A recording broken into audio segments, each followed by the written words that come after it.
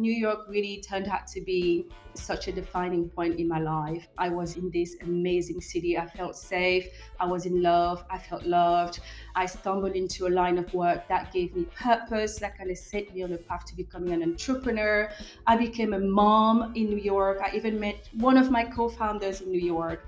I mean, who knew that following my heart would lead to such an epic adventure?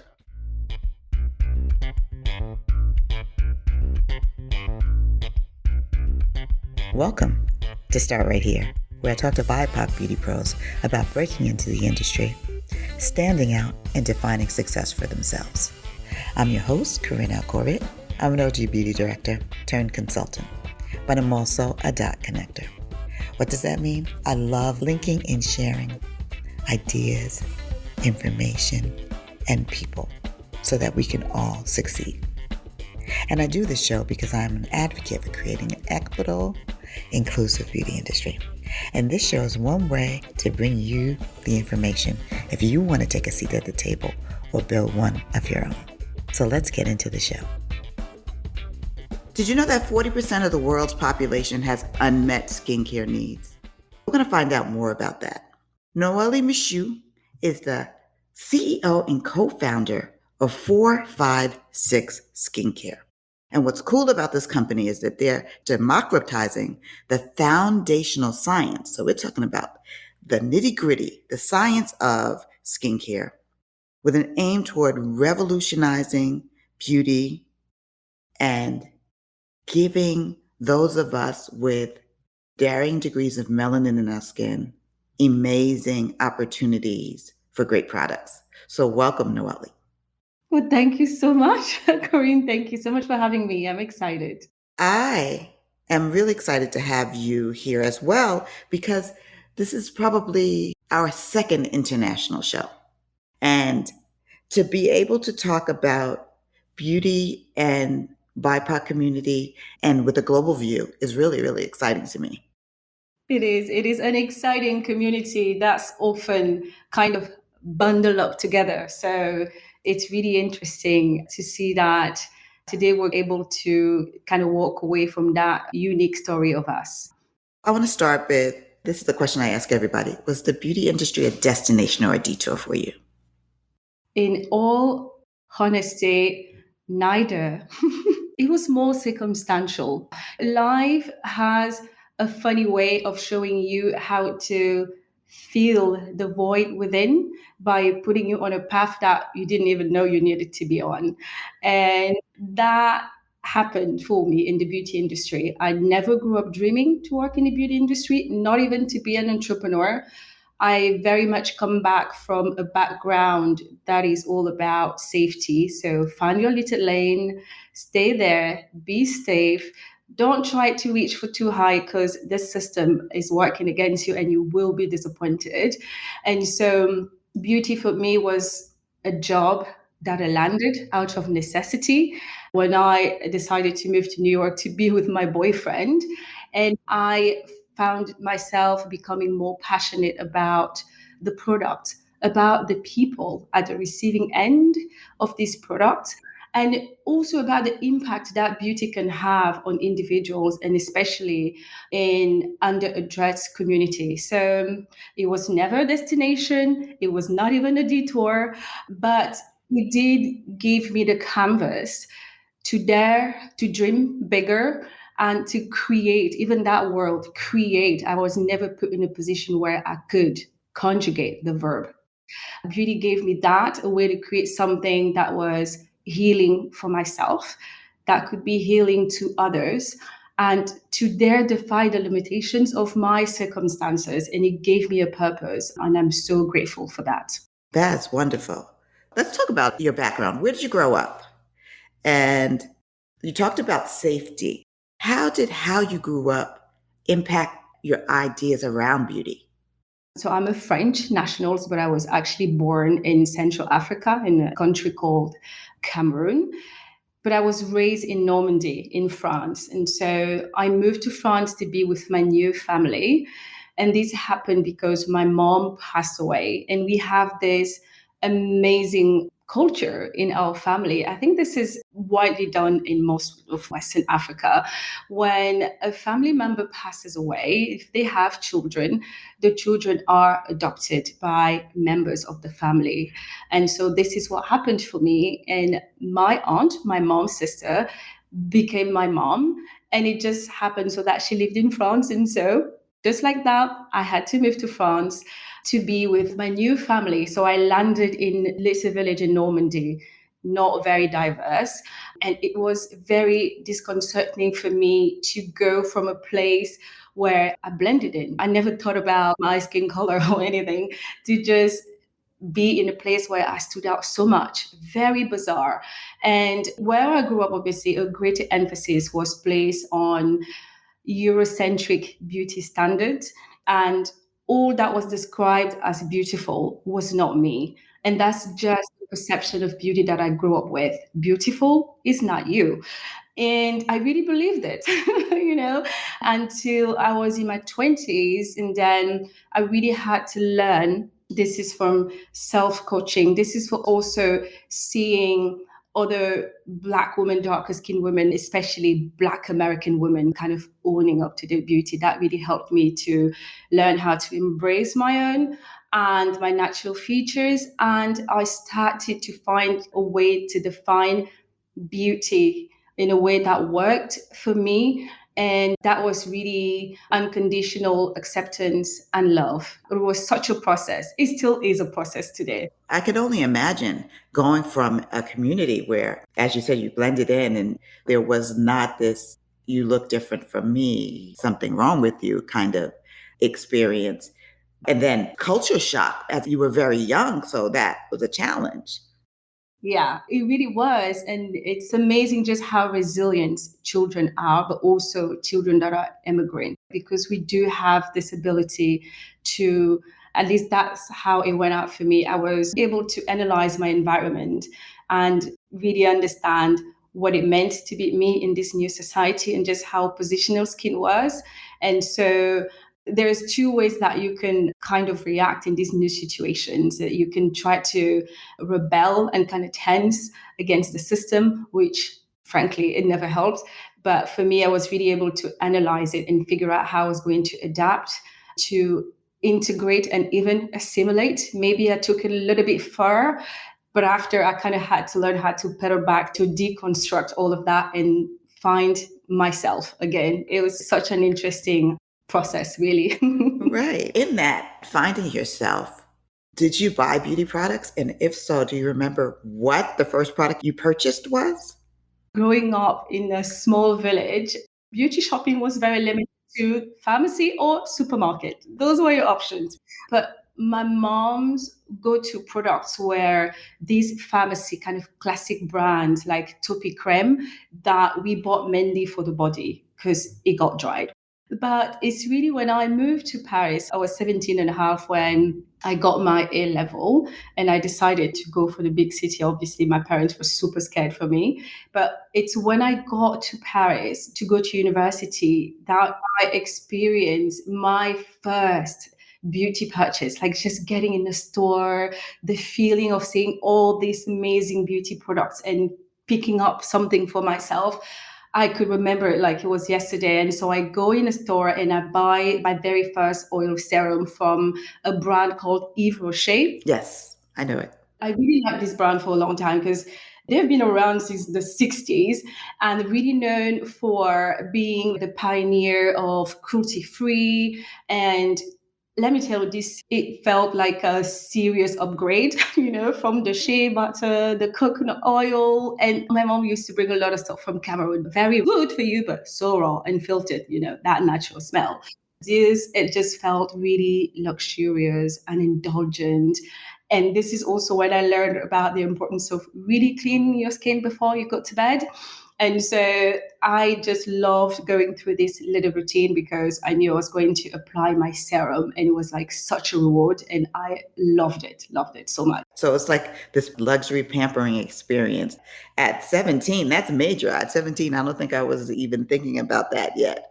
I mean, I didn't have the choice because something really interesting happened to me when I moved to Paris. Obviously, I grew up in the countryside There's a lot of nature around. Never sneeze a day in my life. I moved to Paris. Overnight, I become allergic to so much. And I'm having these skin issues, acne, the acne scars that come, and that was pollution. So that really set me on the path to searching for beauty products. And like I had to find the solutions because before I didn't have any of these issues beside the fact that my skin was just really dry because where we live was super cold, not a lot of sun. It's just super cold. So just moving to the big city, obviously you have many more opportunities to experience beauty, but it also became a necessity because my skin started acting all sorts of way because of pollution. After you finished university, what was your first job? So I studied business and marketing. Never really had like a plan for my studies. I was kind of going with what was possible and what I could do. I wanted to go to business school, but my parents couldn't afford business school for me. So I went to university. So lucky that in France we have an amazing public system where you can really get great education even if you're not going to business school. So I studied marketing, then went to London to continue my bachelor's degree. But in terms of jobs, obviously I supported myself throughout school. So as a student, I did all the student jobs like you could possibly imagine. Anything, babysitting, cleaning lady, cashier, waitress, kitchen porter, receptionist, sales assistants, tutoring, all of it. But when I graduated, actually graduated from the London Metropolitan University in London, and I started working as a headhunter. And that was my very first job, working in an executive search company. I didn't have a plan. I needed to make money, right? It was like when you've been a starving student for such a long time, you're like, I'm just going to go after the opportunity and do whatever I need to do to get the money. And so I got hired in this company, and basically, I had to find retail professionals and offer them expatriation in the UAE. Back in the day, Dubai was such a bustling place, tax free. It was so new and everyone wanted to go there. But this job was really about prospection because that's what you do. I don't know if that's ever happened to you to get a phone call for someone who says, "Hey, I think I can get a better job for you." I've never had that kind of phone call. Obviously, a lot of people just go clack, goodbye. So a lot of prospection really requires like effort, persistence, and patience. It can be very discouraging at times because you do face a lot of rejection. But I think that was like a great strength and resistance training for life in general. So then you would say that those qualities that you just described, you use today, like being able to rebound, to be resilient, actually, even to sell, because you were selling people on an idea. Yes, you're selling them on the prospect of a more exciting life with a better revenue, somewhere sunny. Obviously, you are in England. This resonates with people. Did you say sunnier, more money? Obviously, but you just had to get to those people first. So, yeah, it was a very interesting kind of a first job that I had there. And then I continued a career that was never like this linear path. I went back home and I started working in a completely different sector as a consultant in business intelligence, which got me working for Sanofi Aventis, the pharmaceutical company. And I'm there, I'm still very young, and I realized that the glass ceiling is going to be upon me so, so fast because I do not have that master degree. The French system is very specific about this thing. And so I went back to school at age 24 to do my master's degree. And then I did an MSc in international purchasing. And that's when I started working as a buyer for Heineken. So it was what was possible at the moment. I had no plan. I was very confused about what I wanted to do with my life. And I just needed to make a living. But then you made a radical decision to move to New York.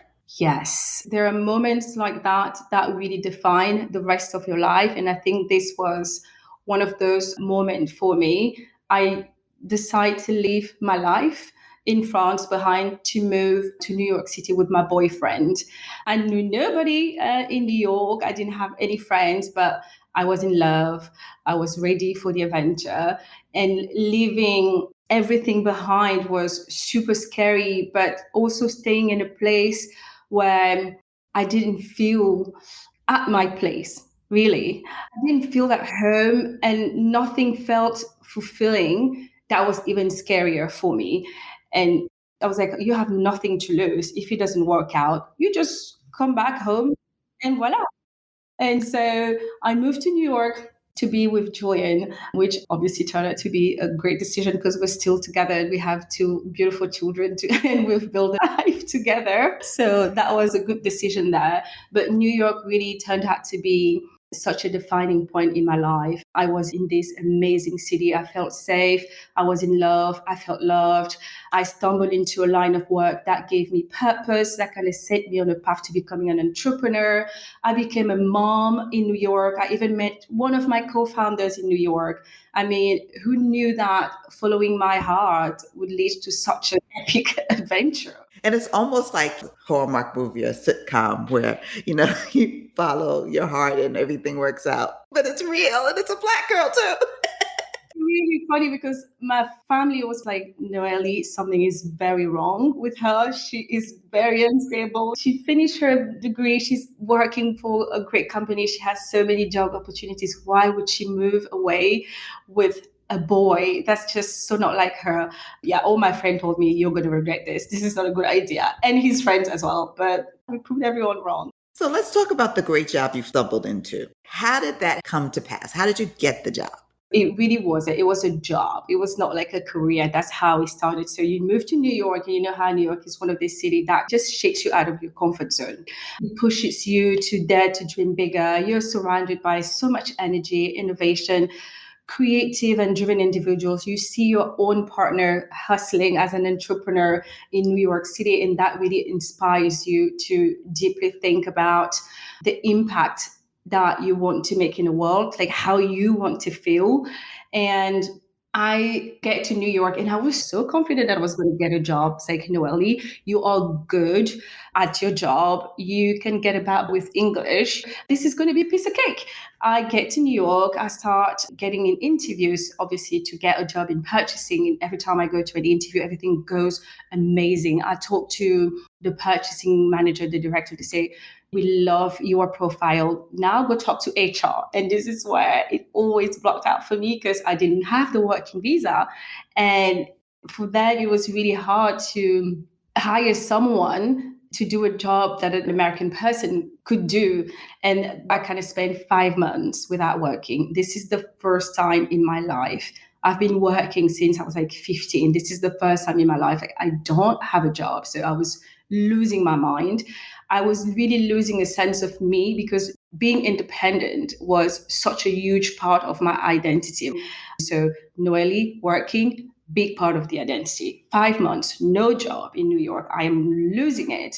And a friend introduced me to this French guy who was setting up his e-commerce agency in New York City. This was already a very successful agency in France. And so they were bringing it to New York. They were managing a group of French brands in luxury, makeup, perfume.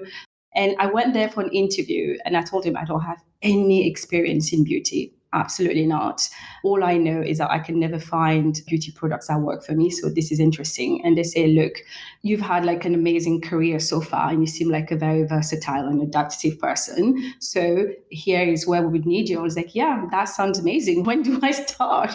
I didn't care about the money. I just needed to get to work. And this really started like a job. And I was able to really work my way up a senior level role because I just threw myself into this role. And actually, I loved it because it was so diverse.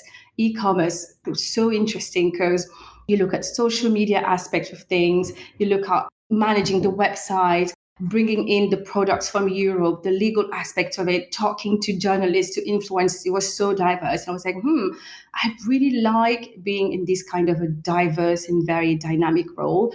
And it's really being in that position and building a community around one of the brands that I was managing, that was BlackUp Cosmetics. So back in the day, it really, really complicated to find a makeup brand that works for darker skin tone. And BlackUp Cosmetics was one of those rare brands, luxury makeup for darker skin tone. I tried it and I was like, oh my God, I do not look gray.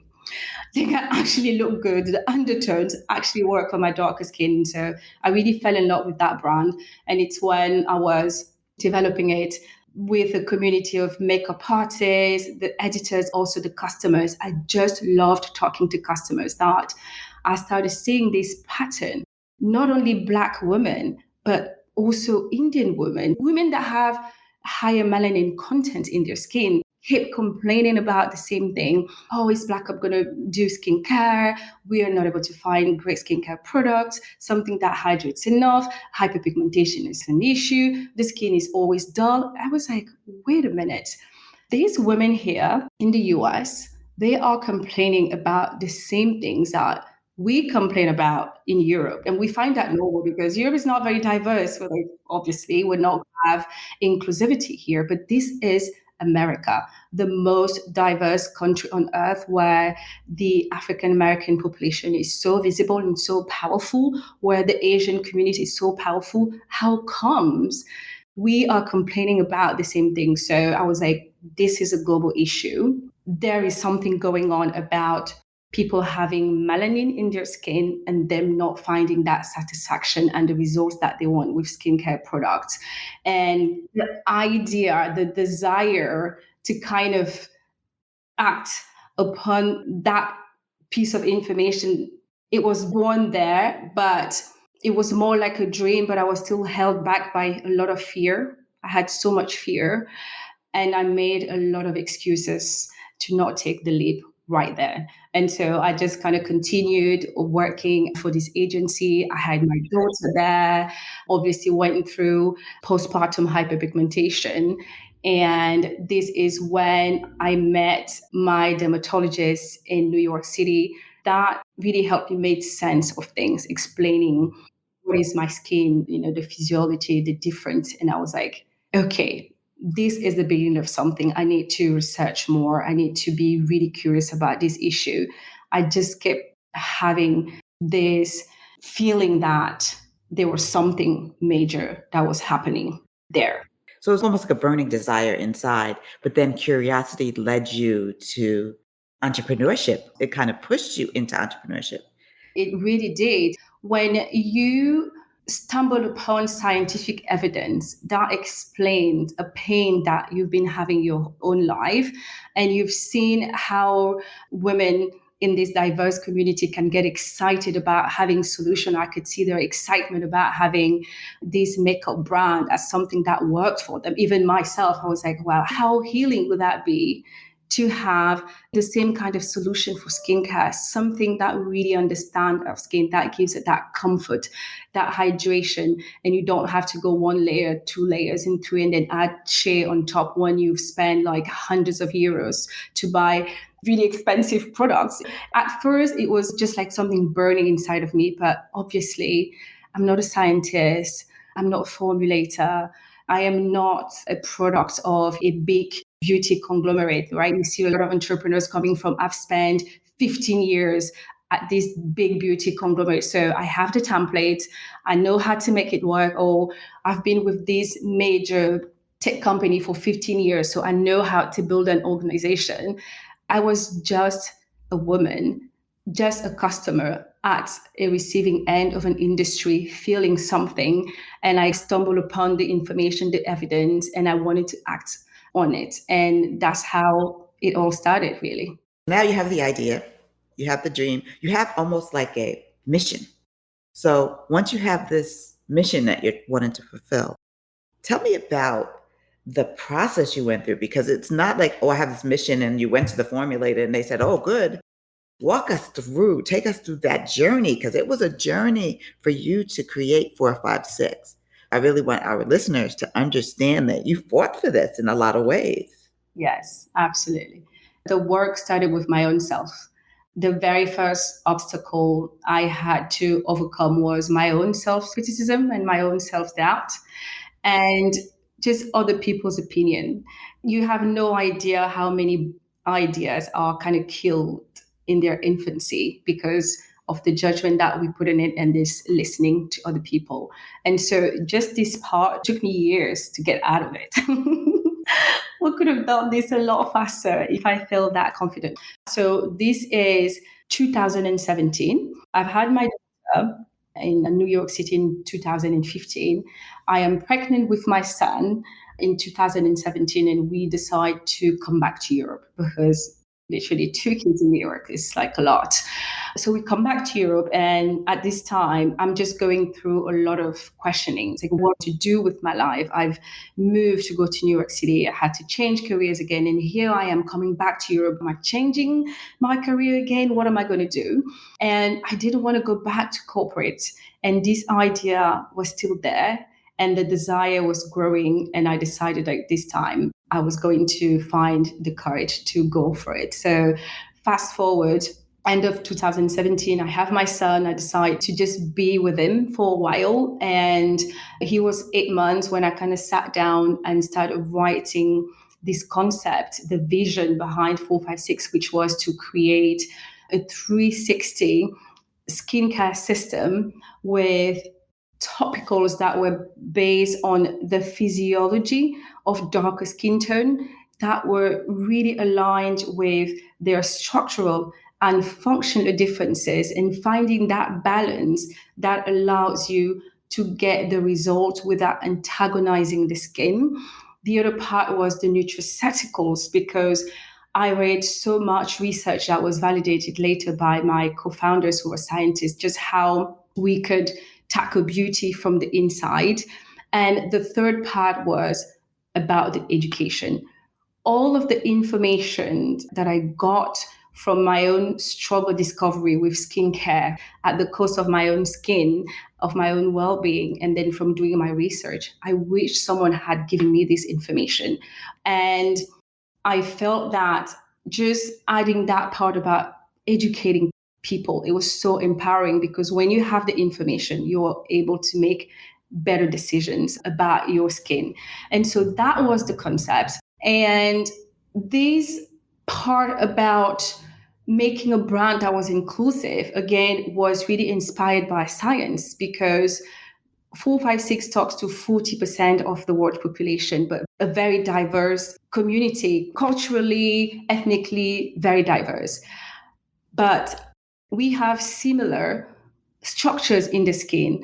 And so the idea was to also create this house, kind of a space where a Black American woman, a Black African woman, an Indian, a brown skin South American could come and say, this brand understands the structure and the functions of my skin. And so the way they're doing things works for me. And it was important for me to embed that from the beginning.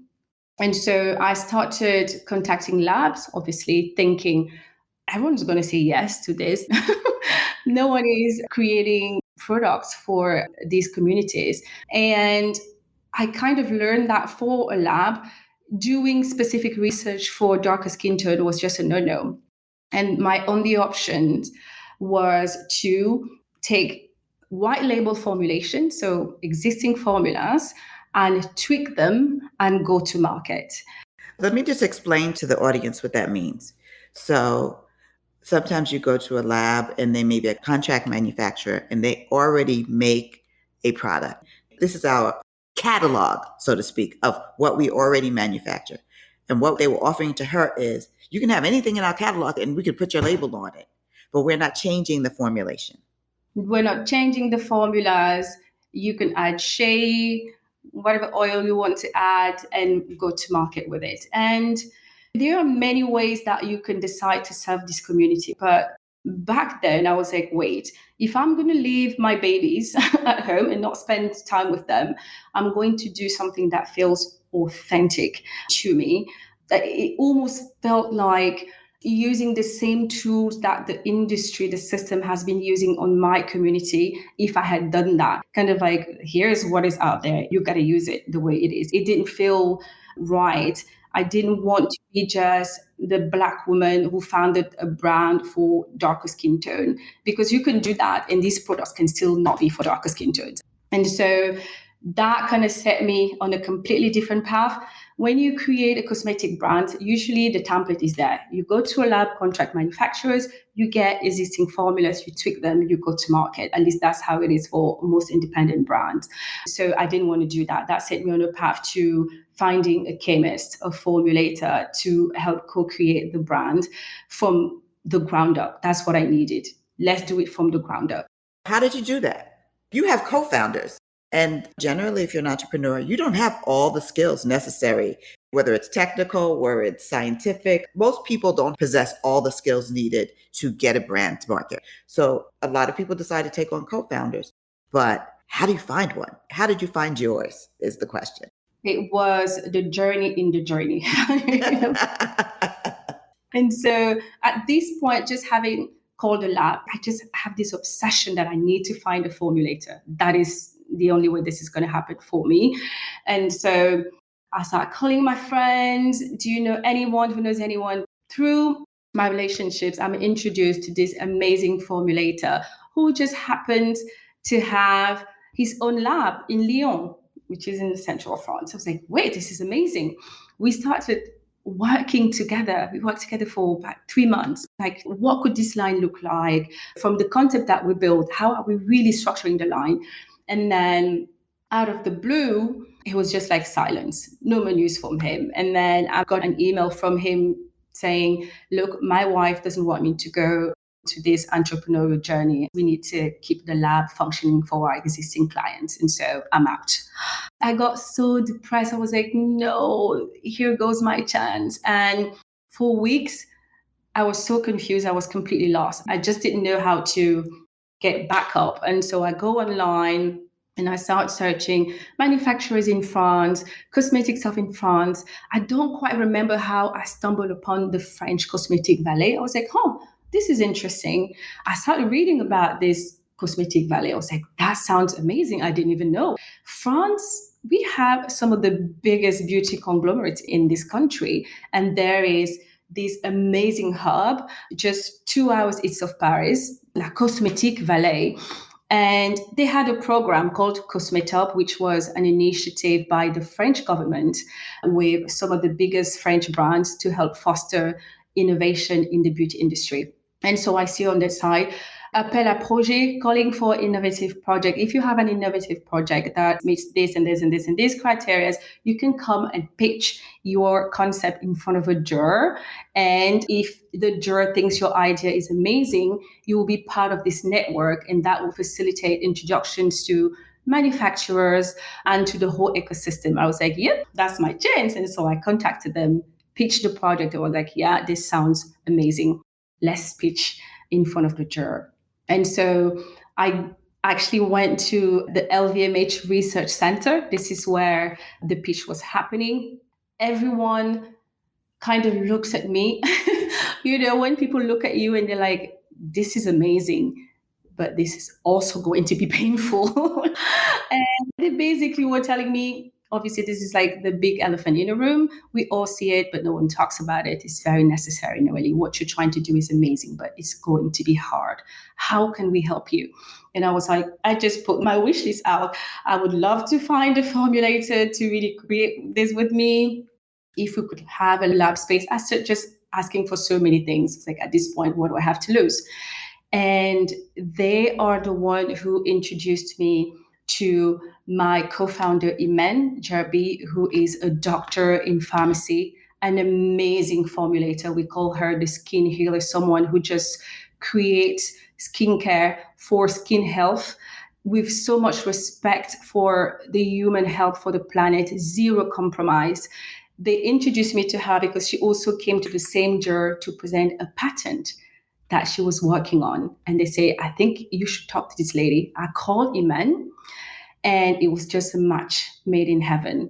And so the two of us were able to get an incubation through the Cosmetop program with the LVMH Research Center. And so the universe responded. I had my formulator, I got the lab.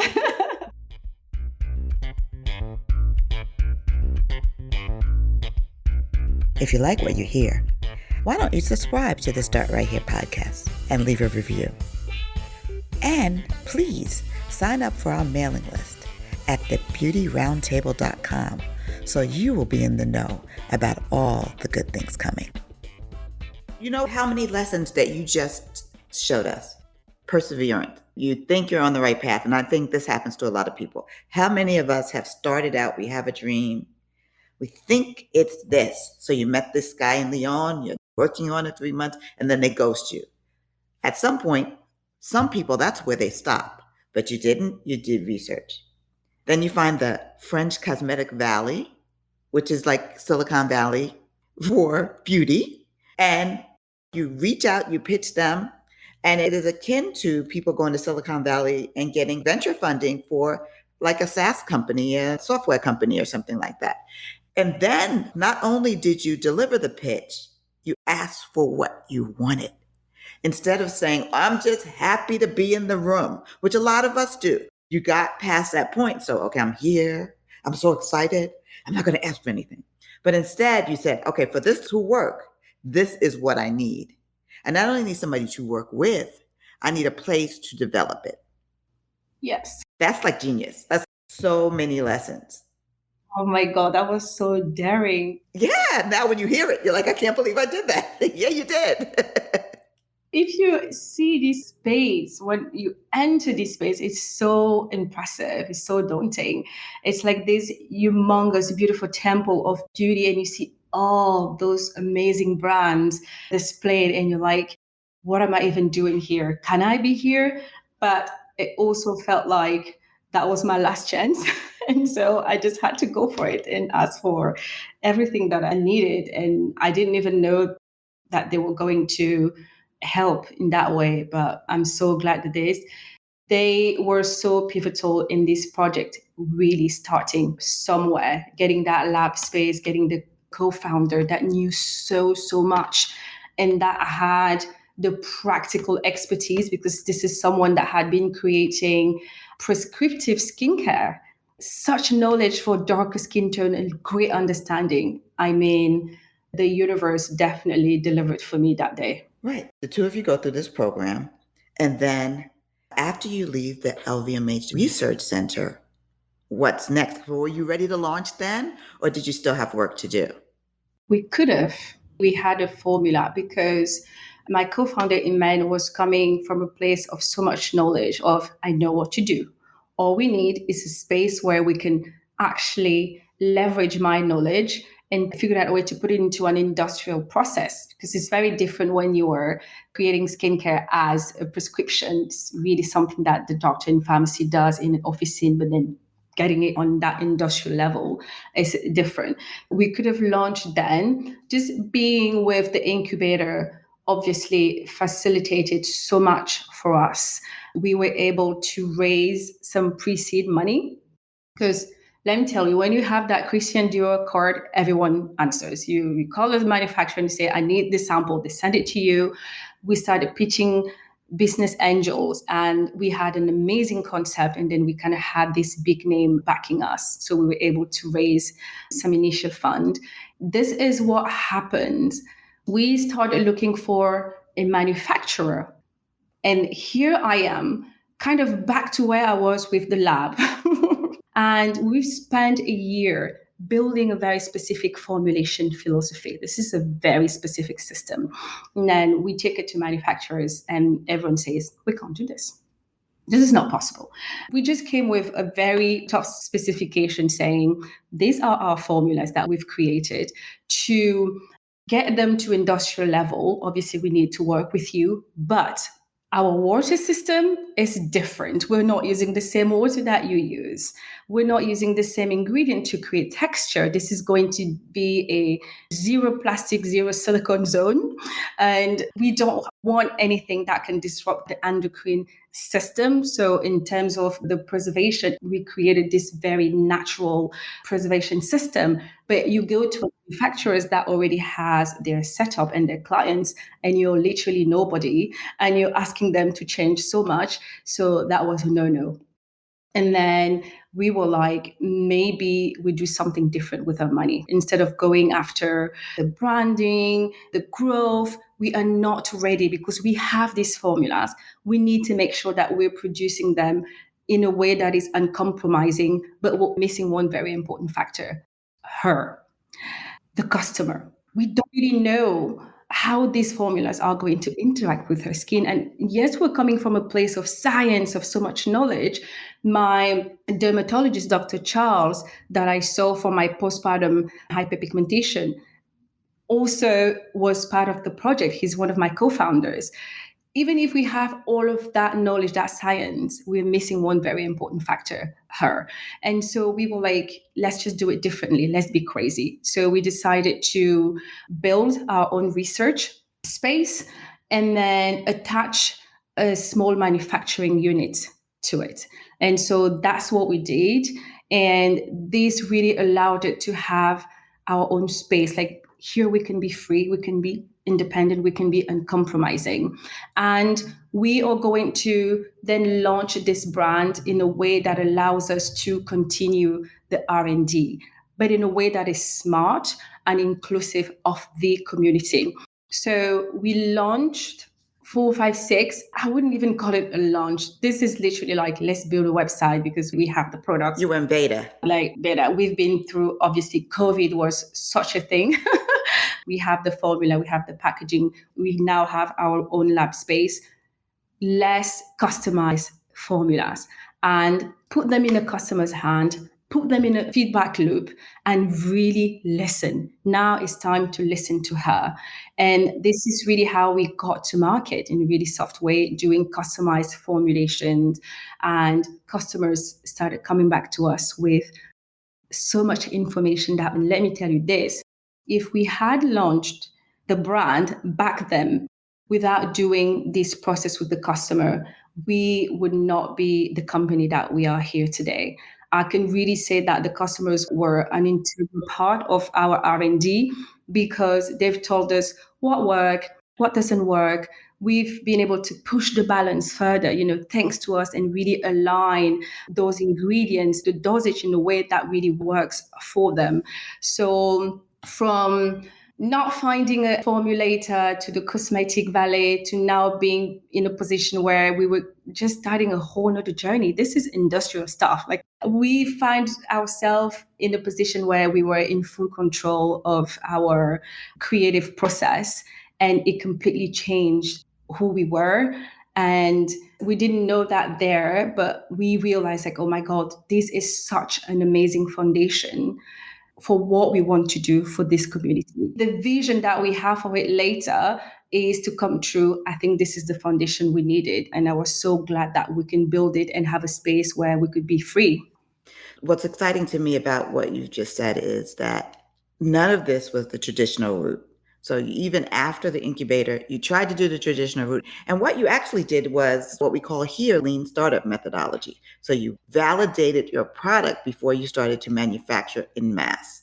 You went and interacted with your customer. You got the feedback from the customer. You made adjustments, and then you created the product.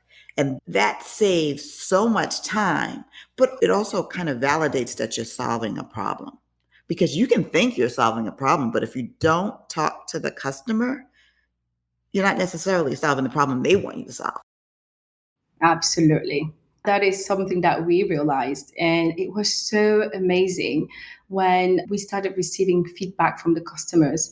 One of the first things that came out was that customers were getting a cleansing purge from the product, because the way we created this product is we have this vitalized water that allows the formula, the ingredient, to really penetrate deeper in the skin. And this is so important because our research showed that darker skin tone do have a stratum corneum that is denser than white skin. And you really want the skin to get the nutrients. You need to figure out a way to vectorize that formula.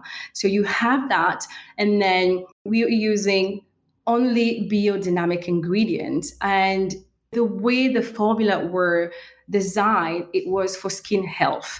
And the first step to skin health is skin cleansing. We saw that when people use our formula, if they had clogged pores, anything in their pores, the first thing that the product would do is get everything out, kind of accelerate that cell renewal. And then people will get purging spots, which Obviously, you cannot know that if you don't have customers kind of testing. We're like, all right, the thing is amazing because Iman was like, they have to go through it to really clean the skin and then put the skin on a path to health. But then you also have to take into account that this woman, she's a lawyer, she's a teacher, she's a nurse. She doesn't want to Go to work with purging spots. and so let's find a way to mitigate it and make sure that, yes, the skin is still getting the cleansing that is necessary to get healthy, but let's calm it down. And the customers, they allowed us to do that. Same for the fragrances. We had people saying, we don't want fragrance, we want more, we want medium. And so we were like, let's figure out a way to create fragrance free for those who don't like fragrance. And then let's even give the customer that medium fragrance. And the one who love full fragrance, then they get it. And let's make sure these fragrances are clean and they're aligned with the 456 ingredient philosophy.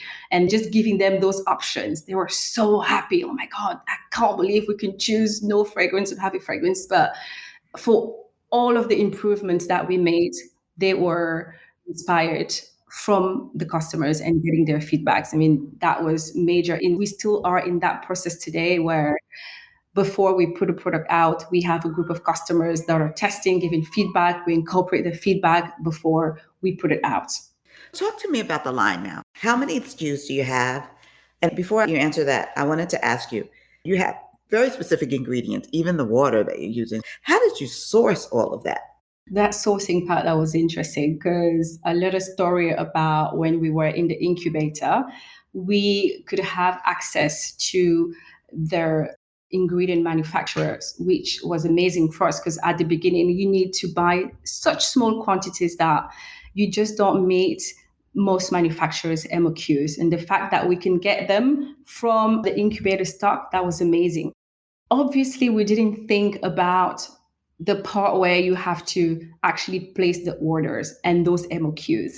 Until we get to that point, we're like, okay, let's order all of our raw materials. And then the manufacturers hit us with, well, the MOQ here is 100 kilo, and that's 50 kilo, and that's 20 kilos. And we're like, we only need 2 to 5. This was like so depressing. We had to change about 50% of our ingredient list and find other manufacturers that were able to kind of meet our MOQs, which was a blessing in disguise. Really, as a small company, you always need to find those manufacturers that can meet you there. When you're working with the big guys, your quantities are just so insignificant to them. But the ingredient philosophy at 456 is very simple, is it has to sustain the skin, it has to sustain the human health overall, and it has to be sustainable for the planet. So we are never ever going to put something that's just there to fill the bottle. Water is 80% of most skincare ingredients. Let's make water into an active ingredient that really brings some health benefits to the skin. So that was the first thing. The second thing was when you source ingredient, we all source from the same INCI list. You have different manufacturers providing the same ingredients, and we always made sure that our ingredient went through a very thorough process of analyzing them in the lab, making sure that they didn't have nanoparticles, because you can have the same ingredient. One has all of these impurities. It has a preservation system that is not aligned with how you want your preservation system to work. You can have one that is over filtered, and you have the other ingredient that's just coming with a very different sort of ID. So we always made sure that all our ingredients were kind of meeting these criteria. We source from big distributors in Europe, but we also have smaller manufacturers from Europe that we buy directly from. And those are very important relationship to have, because with these manufacturers, the smaller one, you are able to go to them and say, can you change this raw material? Can we produce one that doesn't have this very specific part, because that doesn't work for us? And they are flexible. The big guys, they just can't do that. So it's mainly European sourcing. We have a very tiny group of ingredients that come from Korea and from Australia. We have these amazing antioxidants that we can only find in Australia. So we're sourcing it up there, but it's mainly European based. That's really for the ingredients. But the main thing about the philosophy is it has to support the skin, extend the skin function, respect the overall health, and obviously the balance that melanin-rich skin needs. Because what I experienced in the industry and that I saw and I keep seeing today is this approach to treating melanin-rich skin that believes that we have to do it so strongly. It has to be so strong. For something to be effective, we need to see that X% of vitamin C and then 10% of this and 5% this. And we just had research that did not support that, because we know that darker skin tone, contrary to popular belief, are actually very sensitive. And melanin plays a big role in that. Melanin is a protector to our skin. We have this melanin producing cell called melanocytes that are very robust and very active in people with darker skin tone. And so what happens is when your skin is subject to any kind of inflammation, right? It can be pollution, it can be the cold, it can be you popping your pimples, it can be a higher percentage acid, it can be mechanical exfoliation. All of that prompts your melanocytes to go into overdrive and start producing excess melanin to protect the inflamed area. And so when you understand the relationship between inflammation and hyperpigmentation, which is one of the biggest issues we have, obviously, you have to align that in the way you create products, which is, yes, I want it to be effective, but I need to have a gentle, multi-tiered approach and not go for that hero ingredient that is going to give result at first, but at some point will really backfire on the skin. So these were very important approaches that we had with our ingredients. And really just doing that, you come at the end of it and you're like, oh, this is great. We have over 90% of natural biodynamic ingredients.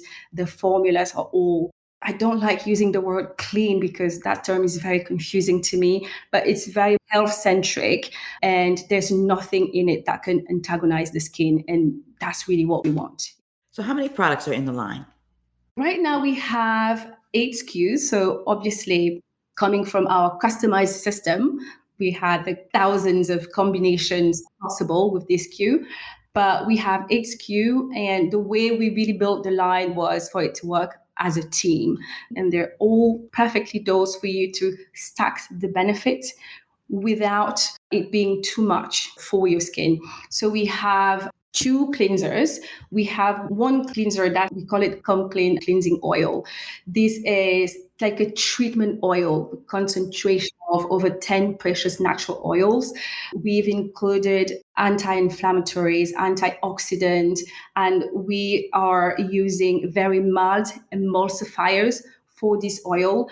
And what we wanted to do with this oil was to obviously make sure that you are cleaning the skin, but in a way that is very gentle, that rebalances excess sebum, and in a way that really reoxygenate your skin. Like, we live in the cities, pollution is very much embedded in what we do, obviously. Having been someone who went through it, I always think about how pollution impacts the skin. So that's for the cleansing oil. And this is geared towards people with balance to dry skin. Our second cleanser is more for acne prone, oily combination skin, and that is Green Bay.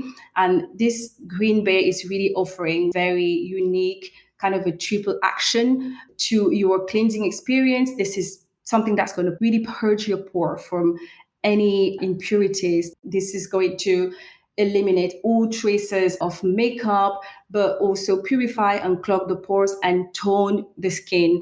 In this, we have salicylic acid and citric acid. Recently, we started realizing that salicylic acid can sometimes be a bit antagonizing for darker skin. So we've moved to biosalicylates, which are a more natural form of salicylic acid. So it's a very, very gentle cleanser. It has cannabis oil, obviously, which is an amazing antioxidant. And this does wonder for those acne-prone skin. So those are for the cleansers. We also have an exfoliating mask. This is a very important product in the line. Exfoliation was something that we wanted to get right because darker skin tones need exfoliation. Our skin metabolism tends to kind of slow down when we find ourselves in colder climate where we don't have enough sufficient sunlight energy, which means your natural exfoliation process slows down. If you combine that with the fact that we are prone to xerosis, dehydration, that desquamation happens at a much higher rate, which is why we tend to get dull skin. You understand why having a system that can help buff away those dead skin, but also reboot the natural exfoliation system is so important. But we tend to overdo it. This is just something that we do in the community. We feel like those beads, like really exfoliating and us feeling it is what we need to do. And we learn that that's not quite the right way because that could trigger inflammation. And so we want to create really balanced exfoliator. So this is a chemical, but gently dose chemicals and enzymes, enzymatic kind of exfoliator that's going to buff away those dead skin cell, reboot the natural exfoliation system. It has anti-inflammatory to kind of tone down that chemical effect, and it's just comfortable for the skin. Like, I just love this product, so gentle and so effective. And we also have an essence. We decided to make an essence because customers kept telling us that when we moisturize our skin, we use this oil and this oil. And I was like, wait, when we are thirsty, do we drink oil or do we drink water? Very interesting. Right, but why would it be different for the skin? But we do have this cultural belief that when the skin is dry, we put lots of oils and butter, which it does the job. It's one part of the many ways that you can hydrate the skin. But for, again, melanin-rich skin, you really need to think about giving the skin humectant, this like real nourishment that's going to help the natural moisturizing factor and increase that nutrition level deep down before you can put the occlusive and the oils. And so we created the Melaskin Reset Essence as a way to really give you that reset and vitalization to your skin metabolism. It's boosted by vitalized water. We have nutrient-rich botanicals, a lot of powerful humectants.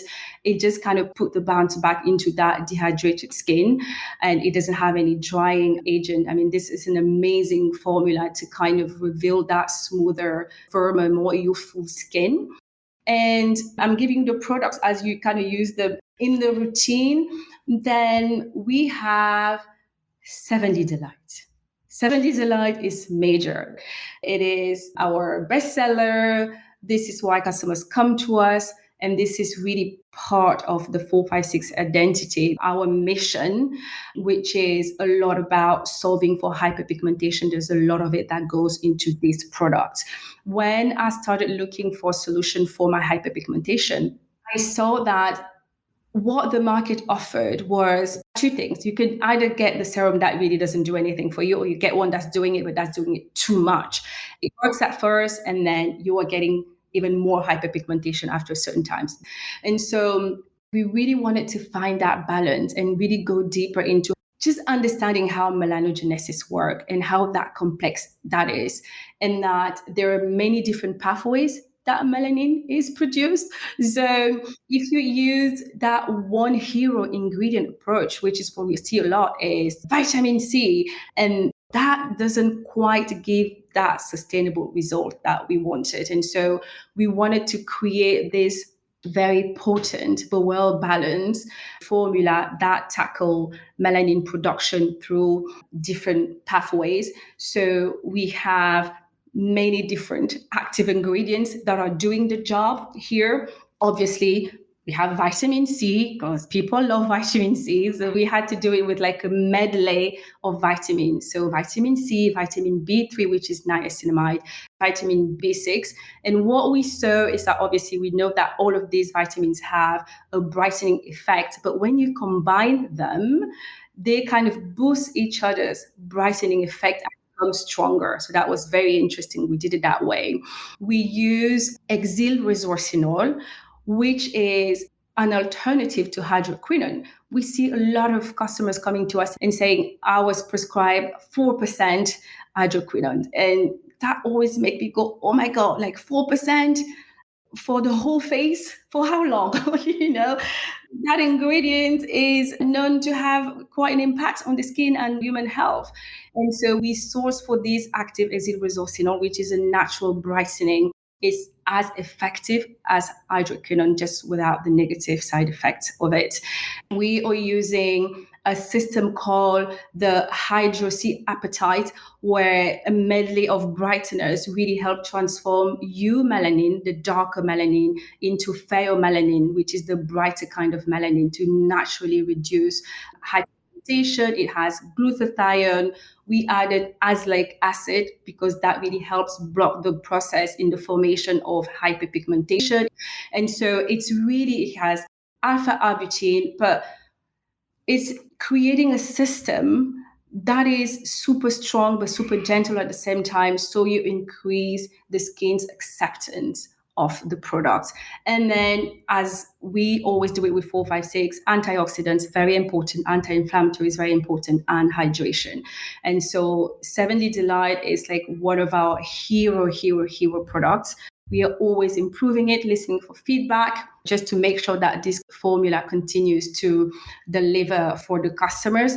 And we recently released a new serum, oil based, because again, customers are asking for retinoid. We want a retinoid based serum.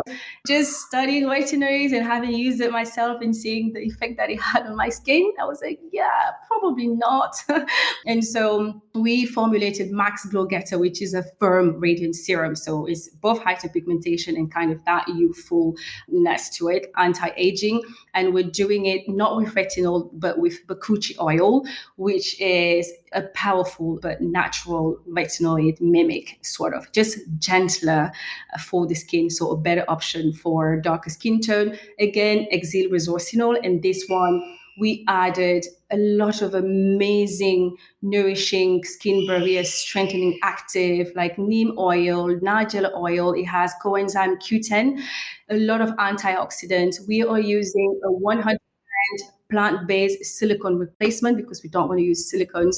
And this is becoming a very strong SKU in the line as well. And then we have Day Hack, which is our moisturizer. Again, Day Hack was one of those products where we're like, wait, we see that darker skin tone seems to have the skin that is oily, but is actually dry. It's combination skin. Why is that happening? That happens because when your skin is dry, which we know the skin tend to be, it creates this defense mechanism where your sebaceous gland are prompted to produce more oil to respond as a response to the dryness. And so how do you create a moisturizer that can take away that excess oil without overstripping the skin? How do you do that while sending the signal to the skin that you do not need to produce this much oil? And you actually do that through hydration. And so this was a very complicated moisturizer to formulate and to get it to do the job on both sides. But it's an amazing product that you can also use as a primer for your skin. So that is the line. And this is the kind of product that we really want to keep creating for the community. We always go from the function of darker skin tone and the concerns that come from that, and how can we create sustainable solutions. And the vision is really to kind of be that destination where men and women in our communities can go and know that they can find products that are truly, truly made for them. And we're really excited that thanks to our lab, we can continue to create more high value products. I love that you said there are many women of color who have oily, dry skin. Because I'm one of them, like shine all over my face. Right before this, I was like, okay, I'll make sure I put some powder on before I do this. I think that while it does keep us youthful in some ways, it is a challenge because it's not like your whole skin is oily. It's just oily in part. And I love that the answer is hydration, because some people think oily skin, no hydration. Oily, yes, oils. Oily, yes, oil. I love that. That's a good message for us as consumers as well. Talk to me about how you launched it and then where the line is available. We've been D2C, just doing customized skincare solutions since we soft launched. And what we've been doing is really iterating based on customers' feedback and gathering data. So 2.5 years later, we have an amazing data that's really talking to us, that's teaching us a lot. That's telling us when you want to create a hyperpigmentation solution for a phototype 5 that has combination skin that is sensitive, that lives in this city, this combination of customized products seems to be working well across the phototype 4 spectrum. But can you buy them in the United States or is it only in France? Absolutely. We ship to the United States every day and the products get there really fast. So now we have organized our retail line really based on our best performing customization combinations. We're going to come out with an amazing retail line in which we have so much confidence. We're more confident now because it's been validated by the community. And the retail line is going to consist of this product that I just presented to you, the best combinations in our customization system. And we are having amazing conversations right now with retailers. So more to come about that. Oh, it's fabulous, fabulous. I just have two more questions. I mentioned when we would do the pre-interview that I really wanted to include like overcoming hard things. You've given examples throughout the episode, but what do you think the hardest thing that you had to overcome was in order to get 456 and in order to launch this brand, to bring it to life and to become an entrepreneur? I would say, bizarrely, the hardest thing was myself. It was my own self and my own negative self talk and my limitations, my self belief. That was the hardest, to be honest with you, because the rest was super harder, but I didn't know. When you are an entrepreneur at a later stage and you're kind of getting in an industry where you know some things, but you just quite don't know the entire process, which can seem very daunting and can discourage you. For me, I didn't know how hard it was going to be. So the challenges kind of came one after the other. And when I was facing them, I was like, yeah, this challenge. So let's go. I couldn't see them coming. So when you are in the moment like that, you don't think about, is this hard? No, you go for it, you find a solution, and that's it. And because we have so much to do, you have no idea the amount of work that goes to having this full of a process from the R&D to selling. Been going from one challenge to another. So I haven't really had the time to kind of sit down and be like, what was complicated? What was difficult? Obviously, we had moments during COVID. I think COVID was really, really hard because we had a plan in place. We had found this amazing packaging manufacturer in Italy.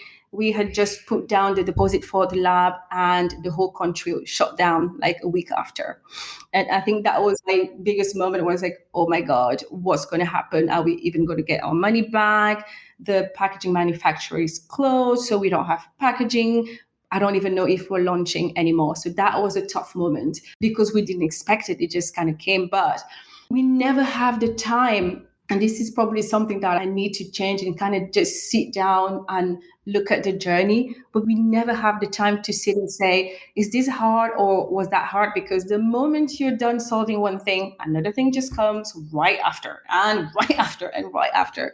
And so the difficulty ends up being really yourself is just, are you going to find that strength to get yourself back up when you've been knocked down, when a plan didn't go as you wanted it to go? Are you going to find the detour, the pivot? What are you going to do now that they've said no to you? Are you still believing in yourself now that things are not going the way you want them to go? And I think this is the hardest part because the human mind, it gets involved in these things, and every day that your mind tells you, you should give this thing up. That's a great answer and a very real answer that anybody who's listening to this would be able to kind of apply to themselves. I love the fact that you said when we're encountering challenges as business owners, we're not sitting there going, wow, that's challenging. You're looking more at what are we going to do so that we can get to the end? What solutions do we need to find because we're doing this? As opposed to, oh, this is hard. I'm going to lie down on the floor and not get out of bed or whatever. So I like that answer. And then my final question is, could you offer some tips on working with co-founders, finding and working with them? Finding is the key part, and it's easy to work with them. And I learned some lessons along the way, the tough way. I would say that when you're looking for a co-founder, at least that is the advice that I would give Noelly from 2 years ago. Do not let yourself be impressed by a resume, because I did this and I was coming from a point of not trusting myself because I didn't have that background of I've spent 15 years in this big house. And so I feel that I have what it takes to do this. Like I feel that I belong. It was really that. And so I felt that I needed to go after people that had that resume. So that would make me look credible. And I kind of shut down my inner voice, which is really one of my superpowers. Like when I listen to myself, it usually works for me. And so when you operate that way, you can end up choosing what seems to be the right person, but for the wrong reason.